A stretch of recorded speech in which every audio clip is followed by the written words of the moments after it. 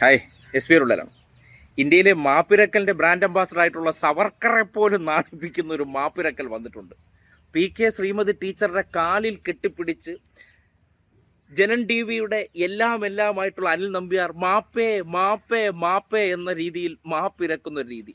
വ്യാജ വാർത്ത നിങ്ങൾ കഴിഞ്ഞ ദിവസം കണ്ടതാണ്. വിവരാവകാശ രേഖ എന്ന പേരിൽ PK ശ്രീമതി ടീച്ചർ മനസാവാച അറിയാത്തൊരു വിഷയത്തിൽ അവർ ഒരു കൃഷ്ണൻ MLA-യുടെ പേരിൽ, തൃശ്ശൂരുള്ള ഒരു കൃഷ്ണൻ MLA-യുടെ പേരിൽ അയാളുടെ ഭാര്യയുടെ പേര് PK ശ്രീമതി ആയതുകൊണ്ടും അത് ഇടതുപക്ഷത്തിൻ്റെ നേതാവായ PK ശ്രീമതി ആണെന്ന രീതിയിൽ കർമ്മ ന്യൂസും അനിൽ നമ്പ്യാരും ജനൻ TV എല്ലാം കൂടി കൊടുത്ത വ്യാജ വാർത്ത, അതിൽ അവർ പരാതി കൊടുത്തപ്പോഴാണ് സവർക്കർ ഇങ്ങനെ ഒരു പക്ഷേ ബ്രിട്ടീഷുകാരുടെ അടുത്ത് മാപ്പ് ഇരുന്നിട്ടുണ്ടാവില്ല. ആ രീതിയിലാണ് അനിൽ നമ്പ്യാർ സോഷ്യൽ മീഡിയയിലൂടെ കേസാകും, കട്ടയം പടവും മടങ്ങും എന്നറിഞ്ഞപ്പോഴത്തേക്കും ഒരു മാപ്പുമായി രംഗത്ത് വന്നിരിക്കുന്നത്. ആ മാപ്പ് നിങ്ങളൊന്ന് കേൾക്കണം.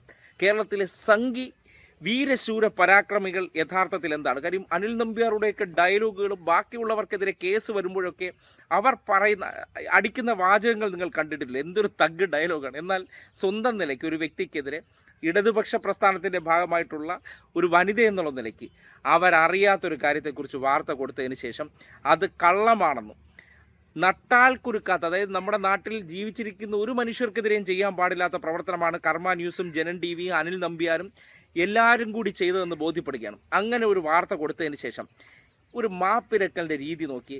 ജനൻ TVയോ അതെന്ത് TVയാ, ഞാൻ അവിടുത്തെ ഒരു ബാല്യക്കാരൻ മാത്രമാണ് എന്ന രീതിയിൽ ഒരു പോസ്റ്റ് ഇട്ടുകൊണ്ട് നമ്മുടെ ശ്രീമതി ടീച്ചറെ കൊണ്ട് കേസ് കൊടുക്കാതിരിക്കാൻ വേണ്ടിയുള്ള പരിശ്രമം നടത്തുന്നത് എങ്ങനെയെന്ന് നോക്കണം. കാര്യം എങ്ങനെയാണ് ഒരു സംഘിപ്പെട്ടാൽ അതിൽ നിന്ന് ഊരിപ്പോകാൻ വേണ്ടി ചെയ്യുന്ന പ്രവൃത്തി എന്ന് നിങ്ങൾക്ക് ഈ പോസ്റ്റ് വായിക്കുമ്പോൾ മനസ്സിലാകും. ഇത് ഇങ്ങനെയാണ്: പ്രിയപ്പെട്ട ടീച്ചറെ, സത്യമായിട്ടും ഇങ്ങനൊരു വാർത്ത സംപ്രേഷണം ചെയ്ത കാര്യം എനിക്കറിയില്ല.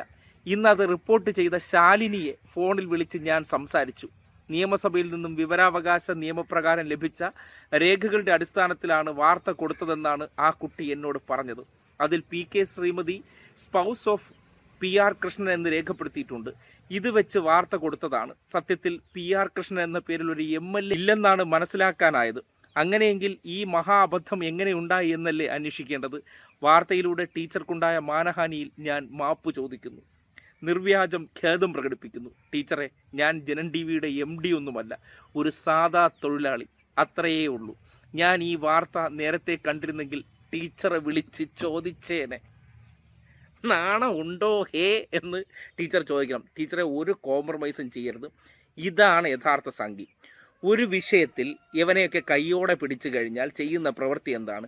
അവിടെ കിടന്ന് രക്ഷപ്പെടാൻ വേണ്ടി എന്ത് നാടകവും കളിക്കുക. നിങ്ങൾ കൃസംഗിയായിട്ടുള്ള ഷാജൻ സ്കറിയെ ഒന്ന് ആലോചിച്ച് നോക്കിയാൽ, ഏത് കേസിൽ പിടിച്ചാൽ ഉടുപ്പ് പോലും ഇടാതെ അവിടെ കിടന്ന് എന്നെ കൊല്ലണേ, പിണറായിസം തൊലയട്ടെ എന്ന് നിലവിളിക്കുന്നത് നിങ്ങൾ കണ്ടിട്ടില്ലേ? അതുപോലെയാണ് ഈ സവർക്കറിൻ്റെ പിൻതലമുറക്കാരനായിട്ടുള്ള നമ്പ്യാരും ചെയ്തിരിക്കുന്നത്.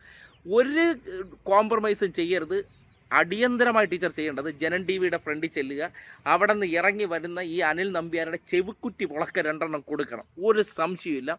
അതാണ് ഇതിനൊക്കെയുള്ള പ്രതിവിധി. അതുപോലെ തന്നെ കർമ്മ ന്യൂസിലും പോയി ഈ തെമ്മാടിത്തരങ്ങളെ വാർത്ത എന്ന പേരിൽ ഇടതുപക്ഷ നേതാക്കന്മാർക്കെതിരെ മാത്രമേ ഇത്തരം വാർത്തകൾ വരൂ. അതിലെ വനിതാ നേതാക്കന്മാർ, അതിലെ പുരുഷ നേതാക്കന്മാർ ഏതുമായിക്കോട്ടെ, അവർക്കെതിരെ മാത്രമാണ് ഇങ്ങനെയുള്ള വാർത്തകൾ. കേരളത്തിലെ കോൺഗ്രസ്സുകാർക്കോ സംഘപരിവാറുകാർക്കോ BJPക്കാർക്കോ എതിരെ ഇങ്ങനെയുള്ള ഒരു വാർത്തയും വരാറില്ല.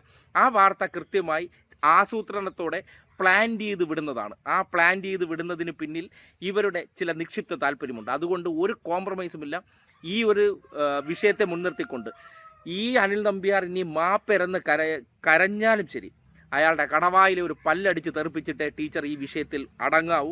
ഒരു കാരണവശാലും കോംപ്രമൈസ് ചെയ്യരുതെന്ന് അദ്ദേഹം വളരെ വിനീതമായിട്ട് ശ്രീമതി ടീച്ചറോട് അഭ്യർത്ഥിക്കുകയാണ്. ഇതിൽ നോ കോംപ്രമൈസ്.